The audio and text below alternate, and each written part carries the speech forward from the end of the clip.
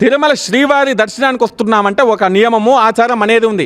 ఏ రోజన్నా పాటించారా? ఏ రోజన్నా మీరు సతీ సమేతంగా వచ్చి శ్రీవారికి పట్టు వస్త్రాలు సమర్పించారా? అయ్యా జగన్ గారు మీరేమో మీ భార్యతో రారు, అమ్మ రోజా గారు మీరేమో మీ భర్తతో రారు, ఆయనేమో భార్యతో రాడు, ఈమెనేమో భర్తతో రాడు. ఒక్కసారి వీళ్ళిద్దరు కలిసి వస్తారు. ఏంటో మాకు అర్థం కావట్లేదు, సందిగ్ధంగా ఉన్నాము. ఫస్ట్ మీ ఆచారాలు వ్యవహారాలు పాటించండి, తర్వాత చెప్తురు మీరు దేవాలయ నిర్మాణం చేశారు లేకుంటే దాడులు చేశారు అనేది హిందూ సమాజం మొత్తం కూడా గమనిస్తుంది.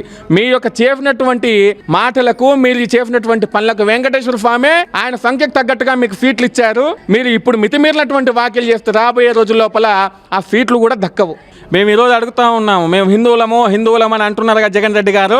ఆ రోజు రథం దగ్ధమైనప్పుడు ఎక్కడ పోయారు మీ హిందుత్వము? ఆ రోజు శ్రీరాముడి ఫిరఫ్ తల్లో పెట్టుకొని తల్లడిల్లిపోయింది హిందూ సమాజం మొత్తము. ఆ రోజు మీకు హిందుత్వం గుర్తుకు రాలేదా? ఈ రోజు మీరు మాట్లాడుతున్నారు హిందుత్వం అని.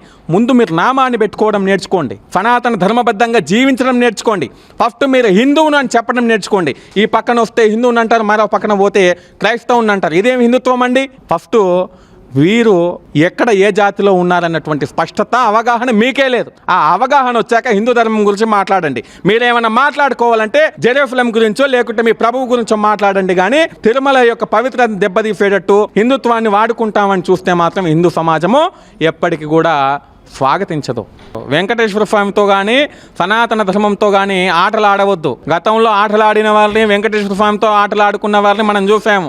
ఒక ఆయన గతంలో ఇలాగే అన్నారు, 7 కొండలను 2 కొండలు చేస్తామని చెప్పేసి. 2 కొండలు చేస్తామన్నటువంటి ఆయన ఎక్కడ పోయినాడో అందరూ చూశారు. ఈ యొక్క 3 నామాల్లో ఒక నామాన్ని తీసేస్తామన్నటువంటి వాళ్ళకి ఎన్ని సీట్లు వచ్చాయన్నది కూడా బాగా సమాజం చూస్తూ ఉంది. ఇక్కడైనా మీ బుద్ధి మార్చుకోండి.